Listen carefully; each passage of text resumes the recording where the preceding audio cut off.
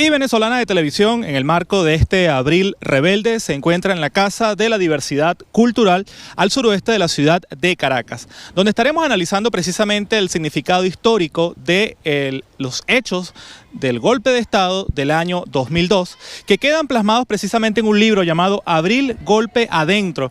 Para conocer precisamente la trascendencia histórica de estos acontecimientos, nos acompaña a esta hora precisamente el autor de esta publicación, el ministro Ernesto Villegas. Bienvenido. ¿Cómo estás, Boris? Gracias. Bueno, Abril Rebelde. Usted no solamente ha sido, si se quiere, cronista de lo que han sido estos acontecimientos, sino también protagonista. Y ya nos encontramos a bastantes años ya de esa fecha. ¿Cuál es la reflexión que Ernesto Villegas, autor de este libro, tiene que realizar?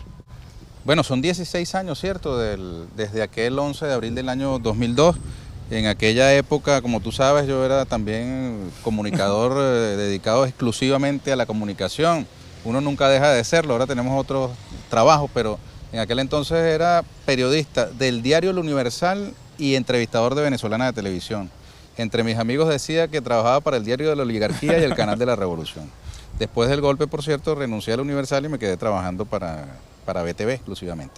Ahora, de allá a aquí son muchas las reflexiones, parece que fue ayer, tenemos eso muy vivo, muy cerca, y te diría que no ha terminado. Es una historia que todavía no ha concluido, ni ha de concluir, porque el golpe de abril sigue estando vivo.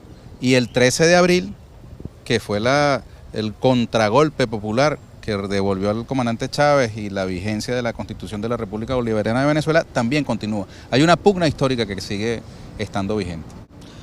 Obviamente los acontecimientos de abril son relevantes porque nos ilustra un poco sobre las fuerzas en conflicto que han caracterizado la revolución bolivariana y que hoy se mantienen, pero quizás de una forma distinta, mucho más peligrosa de quizás lo que fue en el año 2002.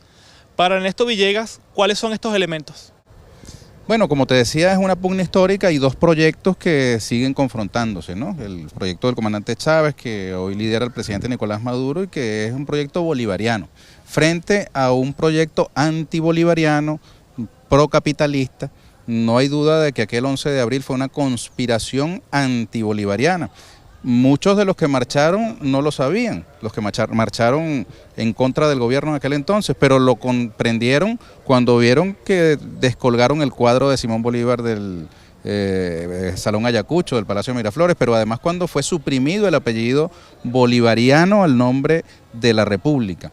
Y por supuesto la naturaleza de las medidas que traía este gobierno de facto y su propia inspiración empresarial, sus medidas en el campo de la geopolítica internacional, no queda duda de que era una conspiración antibolivariana. Y eso sigue vigente. Como te decía, ese proyecto sigue vivo. Acaba de ocurrir la frustrada cumbre de Lima, donde había una entente antibolivariana también, que gracias a Dios y la historia pues ha resultado frustrada, pero son las mismas celadas, las de ayer y las de hoy, con sus variantes históricas, porque por supuesto en ningún tiempo histórico se repite exactamente igual, con protagonistas que van variando, pero la esencia de los procesos históricos es la misma. ¿Fue fácil producir este libro? Mira, la verdad que no. Fue una obsesión psiquiátrica prácticamente la de la reconstrucción histórica de los hechos de abril. Yo tuve algo así como unos 7 años guardando papelitos, informes, documentos, DVD, CD, periódicos viejos, revistas, libros que iba leyendo, iba subrayando. Y realmente no era mi intención escribir un libro, hasta que llegó a mis manos un documento que fue decisivo. La transcripción de la entrevista que le hace el fiscal valiente Danilo Anderson a Rafael Arreaza Padilla, quien había sido ministro de Salud de Carmona.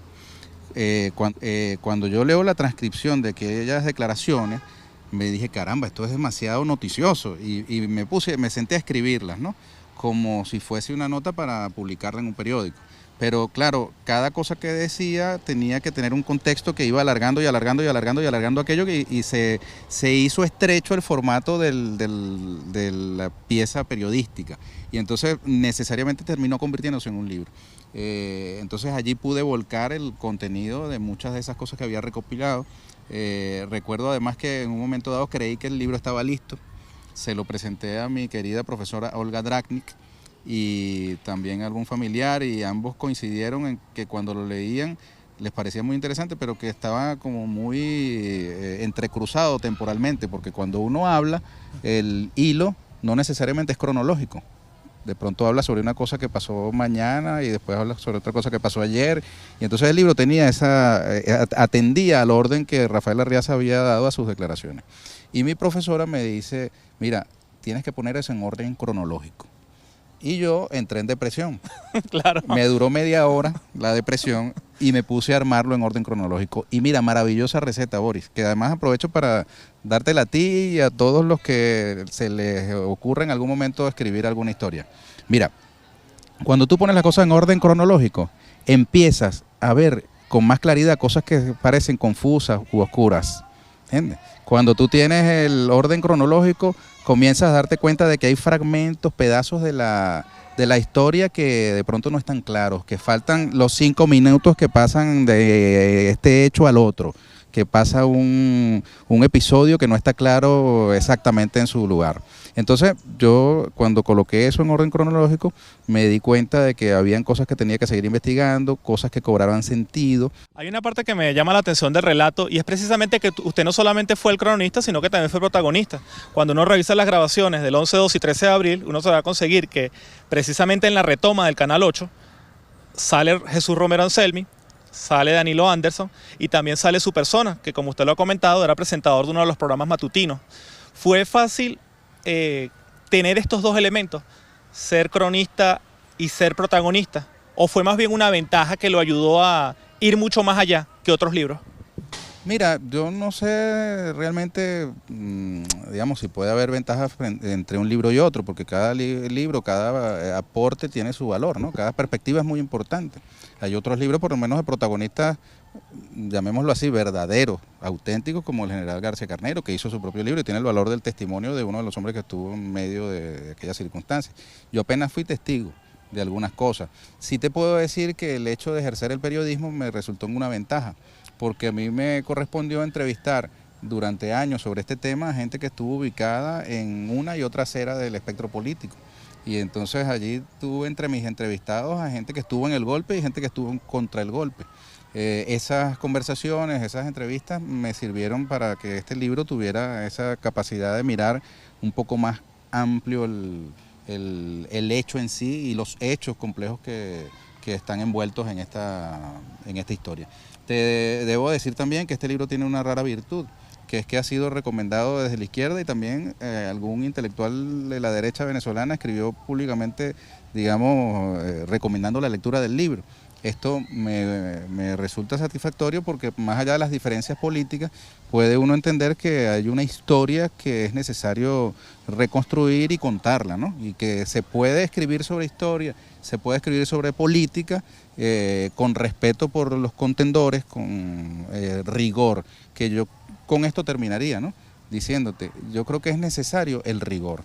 Más allá de esas discusiones sobre la objetividad y la subjetividad, lo más importante cuando uno aborda un tema complejo es el rigor. Si tú afirmas algo, debe tener sustento tu afirmación y explicar cuál es la fuente que te permite a ti hacer tal señalamiento. Buscar la mayor precisión posible respecto de los hechos que se narran. Eso es muy importante para darle credibilidad a un libro como el que yo he pretendido pues poner a disposición de la sociedad venezolana.